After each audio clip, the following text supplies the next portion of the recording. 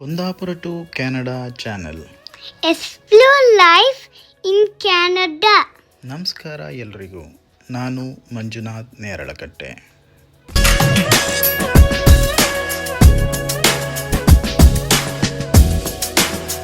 ಸ್ನೇಹಿತರೆ, ನಾವಿವತ್ತು bank account ಮಾಡಲಿಕ್ಕೆ ನಾವು ಉಳಿದುಕೊಂಡಿದ್ದಂತಹ ಅಪಾರ್ಟ್ಮೆಂಟಿಂದ ಸೆಂಟ್ ಜಾನ್ಸ್ ಮೈನ್ ಸಿಟಿಗೆ ಹೊರಟ್ವಿ. ಅಕೌಂಟ್ ಸ್ಕೋಷಿಯಾ ಬ್ಯಾಂಕಲ್ಲಿ ಮಾಡೋದು ಅಂಥೇಳಿ ನಾವು ಡಿಸೈಡ್ ಮಾಡಿದ್ವಿ.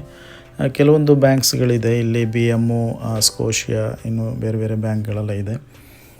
ಸೊ ಟ್ರಾಫಿಕ್ಕು ಅಷ್ಟೇನೂ ಇರಲಿಲ್ಲ ಬೆಳಿಗ್ಗೆನೇ.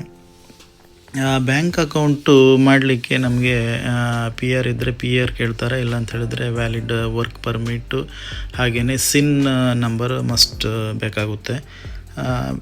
ಬ್ಯಾಂಕ್ ಅಕೌಂಟು ಚೆಕ್-ಇನ್ ಬ್ಯಾಂಕ್ ಅಕೌಂಟು ಮತ್ತು ಸೇವಿಂಗ್ ಅಕೌಂಟ್ ಅಂತೇಳಿ ಎರಡು ಟೈಪ್ ಅಕೌಂಟು ಅವರು ಕ್ರಿಯೇಟ್ ಮಾಡಿ ಕೊಡ್ತಾರೆ. ಚೆಕ್ಕಿಂಗ್ ಅಕೌಂಟಲ್ಲಿ ನಾವು ಒಂದು 25 ಡೆಬಿಟ್ ಟ್ರಾನ್ಸಾಕ್ಷನ್ನ ಪರ್ ಮಂತಲ್ಲಿ ಮಾಡ್ಬೋದು. ಇದಕ್ಕೆ ಯಾವುದೇ ಚಾರ್ಜಸ್ ಇರಲ್ಲ. ಹಾಗೆಯೇ ಎವ್ರಿ ಡೇ ನಾವು ಇದು ATM ಅಲ್ಲಿ ಯೂಸ್ ಮಾಡ್ಬೋದು. ಬಟ್ ಇದರಲ್ಲಿ ಇರುವಂಥ ಹಣಕ್ಕೆ ಯಾವುದೇ ಇಂಟ್ರೆಸ್ಟ್ ಇರುವುದಿಲ್ಲ.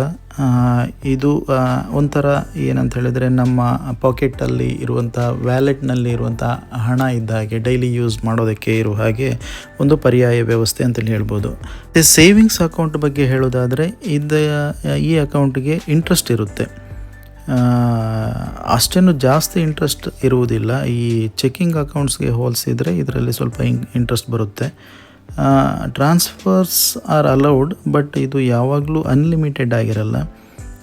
ಇದು ಒಂಥರ ಏನು ಹೇಳಬೇಕಂತ ಹೇಳಿದರೆ, ಹಣವನ್ನು ಫ್ಯೂಚರಿಗೆ ಏನು ಸಂಗ್ರಹಿಸಿರ್ತೀವಲ್ಲ, ಅದಕ್ಕೆ ಒಂದು ಪರ್ಯಾಯ ವ್ಯವಸ್ಥೆ ಅಂತೇಳಿ ಹೇಳ್ಬೋದು. ನಾವು ಬ್ಯಾಂಕ್ ಅಕೌಂಟ್ ಎಲ್ಲ ಮಾಡಿಬಿಟ್ಟು ಮತ್ತು ಹಾಗೆ KFC ಹತ್ರ ಹೋಗೋಣ, ಏನಾದರೂ ತಿನ್ನೋಣ ಅಂತೇಳಿ ಹೊರಟ್ವಿ. ಅದರ ಮಧ್ಯದಲ್ಲಿ ನಾವು ಈ ಗ್ಯಾಸೋಲಿನ್ ಬಗ್ಗೆ ಹೇಳೋಣ ಅಂತ ಹೇಳಿದರೆ, ಪೆಟ್ರೋಲ್ ಮತ್ತು ಡೀಸೆಲ್ ಬಗ್ಗೆ ಹೇಳೋದಿದ್ರೆ, ಗ್ಯಾಸೋಲಿನ್ ರೇಟ್ ಇಲ್ಲಿ $1.54 ಕೆನಡಿಯನ್. ಇದು ಇಂಡಿಯನ್ ರೇಟ್ ಹೋಲಿಸಿದರೆ 97.02 ಲೆಕ್ಕ ಆಗುತ್ತೆ. ಬಟ್ ಅಲ್ಲಿ ಕರ್ನಾಟಕದಲ್ಲಿ ಬ್ಯಾಂಗ್ಳೂರಲ್ಲಿ ಇದಕ್ಕೆ 102.92 ಪೈಸೆ ಇರಬೇಕು ಇವತ್ತಿನ ರೇಟು. ಹಾಗೆಯೇ ಡೀಸೆಲ್ಗೆ $1.63 ಕೆನಡಿಯನ್ ಇಲ್ಲಿ ಪರ್ ಲೀಟರ್ಗೆ. ಇದು ಇಂಡಿಯನ್ ರುಪೀಸಿಗೆ ಹೋಲಿಸಿದರೆ 102.69 ಪೈಸೆ ಆಗುತ್ತೆ. ಸೊ ಇದು ಇವತ್ತಿನ ರೇಟು ಬ್ಯಾಂಗ್ಳೂರಲ್ಲಿ $90.99 ಅನಿಸುತ್ತೆ. ಹಾಗೆಯೇ ನಾವು ಮುಂದೆ KFC ತಿಂದ್ಕೊಂಡು ಮತ್ತು ನಮಗೆ ಅಲ್ಲಿ MRD ಡ್ರೈವರ್ಸ್ ಲೈಸೆನ್ಸ್ ಆಫೀಸಿಗೆ ಹೋಗಲಿಕ್ಕಿದ್ದಿತ್ತು. ಹಾಗೆಯೇ ಅಲ್ಲಿಗೆ ಹೋದ್ವಿ.